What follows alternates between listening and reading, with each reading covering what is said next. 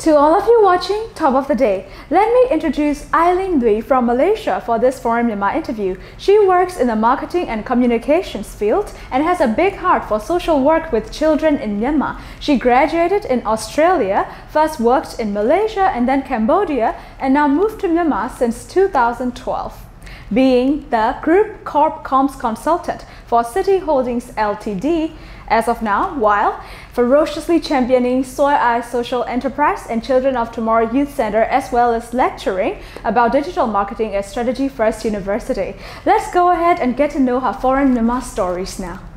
Hello, Eileen. Hello. How did you get your first knowledge of Myanmar before you came to this country, and what was it? Where I come from, Malaysia, we do get news about Myanmar. We do read from time to time about Myanmar, and I think I have read quite a few books about Burma, right? Most writers call it Burma. One of the latest books that I read before I moved here was by Dosu. It was about her story on her house arrest. Yeah. Why did you choose this country as your next destination for working and living in? No, I didn't choose the country, but it was because my husband got a job here.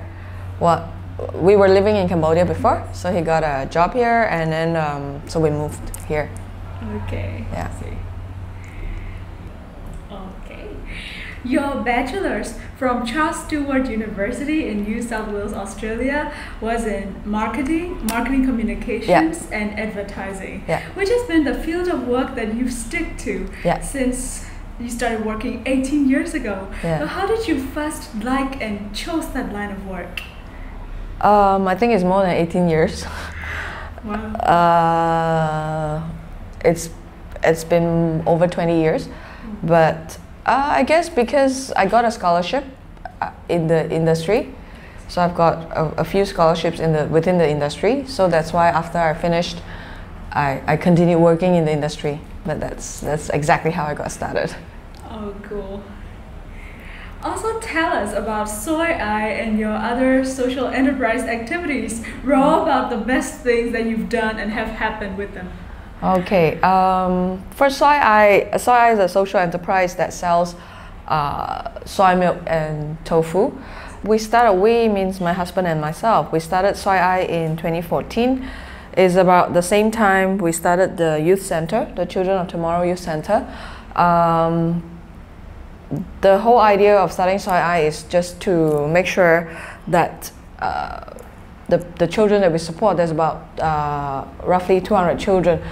The children that we support from different monasteries and orphanages have a means of being self-sustainable, because up until 2014, since 2012, we have been just donating every month our money, but I don't think that's sustainable at all.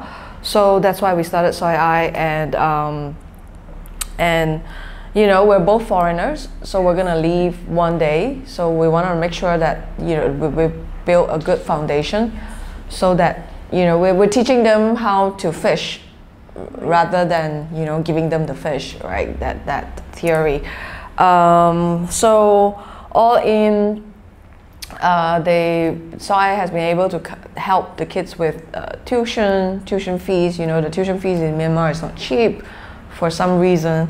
A bit of their food, because the kids do come over to the youth center on the weekends, and we get some support from Myanmar Mobile Education, MyMe, and the teachers come on the weekends. Now they even have computer classes, so it's a good thing I think for the kids.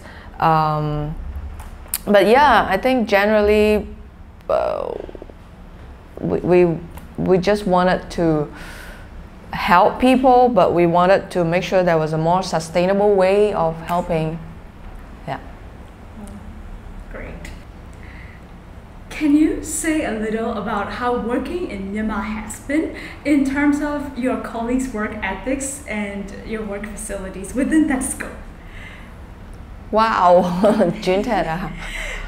okay. Working in Myanmar has been a real eye-opener, because I think the Myanmar culture is very unique. The Myanmar work culture is very unique. When I first started, it doesn't matter where, because I don't have a full-time job here yet. But there is this, I think one of the major issues that I face is this ANA culture, where people don't tell their true feelings, or I think that kind of slows down a lot of things. Yes. Yeah, because I think if you don't like me, just tell me, and then we could work on a change. We could negotiate on a change. If I don't like something, I will tell you.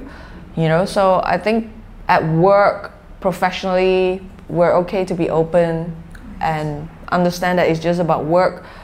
Don't bring your drama and emotions into the work. Nothing sensitive about it. Yes, we're passionate about work.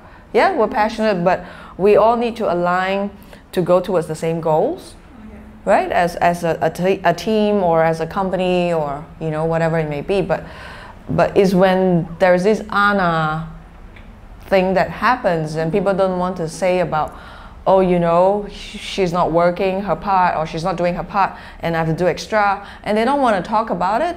That's when all these dramas and problems happen. So I prefer open communication. I prefer transparent. And so a lot of times how I deal with teams is I get everyone together and I just talk openly. I don't like to do a one-on-one thing, because then people get sensitive, people get, what did she talk to this person about, or they misunderstand. There's just too many of these things that, I've learned to avoid over the years. So when I do have a team, even I have an issue with only one person in the team, I will get the whole team together so that they know what's the issue, so that they don't repeat that issue or whatever it may be. And I encourage them to talk about things, right? As that's why we have a team meeting.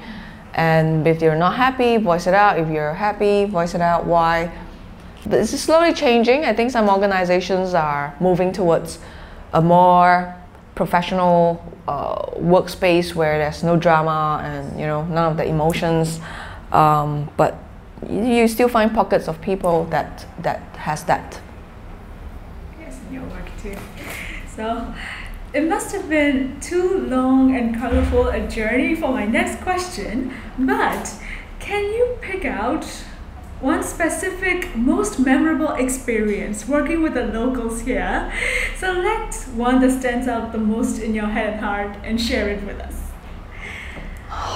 So I think every day is memorable, because every day there's some funny things going on. Every day is learning for me. Learning about the team, learning about the culture, learning about the local people, learning how I need to communicate, in what ways I need to communicate with different segments of people, because I work with so many different teams.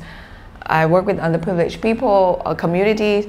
I work with the professional teams at the office. I work with startups. I work, there's so many different pockets of teams that I work with. So I have to constantly change my mindset to, okay, I'm dealing with this person or this group, and I've got to think differently. So yeah, so every day is memorable. Every day is exhausting. But I guess nothing really stands out in terms of memorable. I think every project that I've worked on, every team that I have coached, every student that I have mentored, these are all memories for me. I can't specifically say, wow, this moment was most memorable, that moment was most memorable. That I have a lot of memorable moments, because I've been here for 7.5 years. Good. Yes. Lastly, tell us how you, having been permanent resident in Myanmar for 8 years almost, would describe about Myanmar in a few sentences to other people who have never experienced being here. Good luck to you. If you're gonna move to Myanmar, you'll need a lot of luck, a lot of patience. But from my experience, when I first arrived in 2012, yes, everything was really crazy, because I didn't expect it to be so unfriendly for foreigners at that time. Yeah, I think it's not so much now anymore, but still when I arrived, I fell in love with Myanmar because of the people. I think the people are really, really, at that time, sincere. They were really kind, and they were very willing to help. But you know, I think one of the negative advantages of progress, right, is that people change. People are less sincere. People are, you know, I see less of that now. But I still think I'm still here, so I think Myanmar is still great to live in. Yes. Yeah, it has its moments. Thank you, Eileen. Okay, okay. That was Miss Eileen Lui on Foreign Myanmar, bringing stories of people from around the world about their experiences in Myanmar. I hope you enjoyed it, and show us support on MC House, where you can enjoy stories like this and also much more different and awesome edutainment styled content with a mix of learning English. Love and wish you all the best. See you soon.